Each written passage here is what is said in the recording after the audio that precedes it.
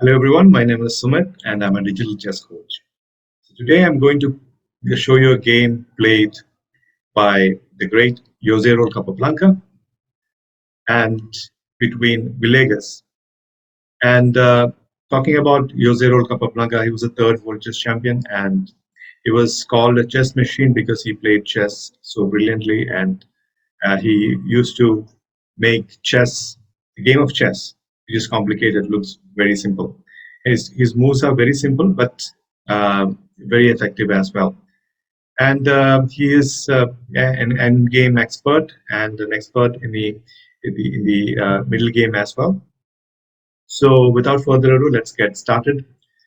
So José Capablanca is playing white, and he opens with d4, e5, knight f3, knight f6, simple development, e3, which is not common.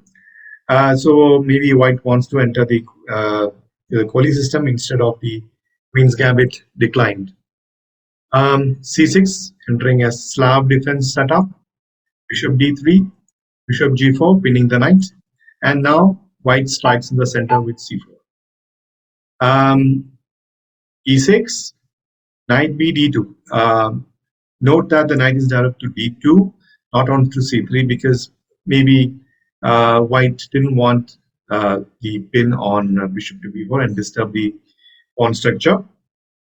So knight b d2 was played, and that way the queen can be moved away from the pin. Knight b d7, castle, bishop e7, very normal development. Maybe bishop d6 was slightly better. In this position, bishop e7 is slightly passive. Queen c2, getting away from the pin. Bishop h5, d3. White wants to develop his bishop to b2. And bishop g6 wants to exchange off the very active bishop on d3. So that white's attacking potential is reduced. Bishop b2, developing the last piece. Bishop into d3, queen takes d3, and castle. So if you look at this position, both sides have developed all their minor pieces. The queen connected the rooks and castle. So the middle game starts now. AE1, bringing the last piece into action along the. Now the file is actually closed, but white wants to play e4, so he wants to prepare it with rook e1. Queen c7, preparing c5 break. So in the queen pawn openings, there are two kinds of breaks. In the center, which is one is e5, and the other one is e5, and the other one is c5. So both breaks are necessary to free the position for black. E4, white breaks first. D takes e4, knight takes e4, knight takes e4, rook takes e4. Queen takes e4 was also interesting and possible. Bishop f6. Now the pawn is pinned against the bishop by the dark squared bishop of black, and the queen moves away to e3. The threat was knight c5, winning the exchange. Queen e3 and c5.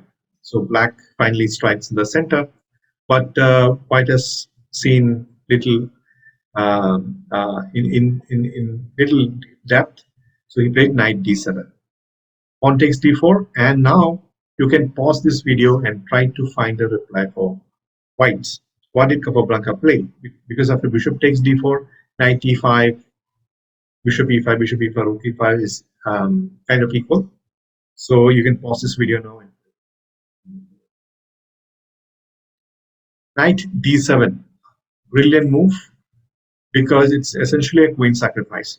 If queen is taken, white can play knight takes f6, he takes f6, rook g4 check, king h8, and bishop f6 is checkmate. And if the king is moved to h8, white can play rook h4 with a checkmate on h7. So if h6, Again, you can pause the video and try to find a tactical shot. Yes, rook takes h6, g takes h6, and because of this pin by the bishop, sorry about the arrows. The mouse is not working properly. So the knight can be moved away with a discovered check, and after king g8, knight takes c7, and white has got two pieces for a rook and a winning position. Let's go back, and that's why white played queen takes d7, bishop takes d4, bishop takes d4, and rook takes d4. So the position has clarified a little bit. White has got a queenside pawn majority, which is considered an advantage because it'll be very difficult for black to mobilize his majority on the king side because we are still in the middle game and heavy pieces are still there on the board. So queen c7 and rook d1. The rooks are doubled on d file. Rook f d8 and b4. White's plan is very clear. He wants to create a pass pawn on the queen side. Rook takes d4, queen takes d4, rook and d6, preventing c5. And white plays g3, giving a luft square for the king on to g2 because he doesn't want any back rank weaknesses. Because if you have back rank problems, there could be tactical shots for black. So he doesn't want to give black that chance as well. So rook c8 was played, rook c1, defending the pawn, rook d8, queen e3, king f8, bringing the king towards the center, c5.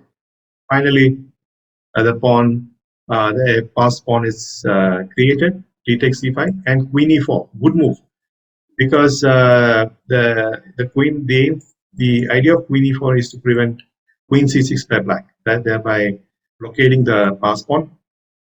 Rook d5 and pawn takes pawn, g6. Rook takes pawn is not possible because of queen b4. So white played g6 and c6. The pass pawn should be pushed. In g7, a4, very important move because if white plays queen b4 and maybe black plays some leading move and queen b7, queen b7, queen b7, and rook b5. So the idea of a4 is to prevent or restrict black from occupying the a4 square.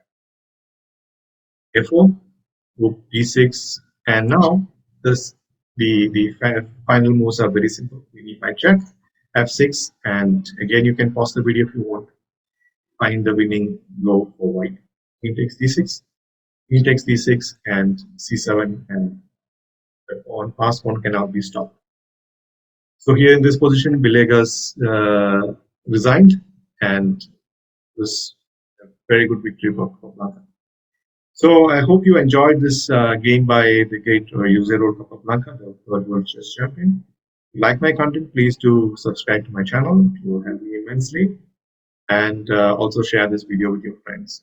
So like and follow and click the bell icon so that you get notified of my future videos. So that's it for now. And see you in the next video. Next time, it's bye-bye.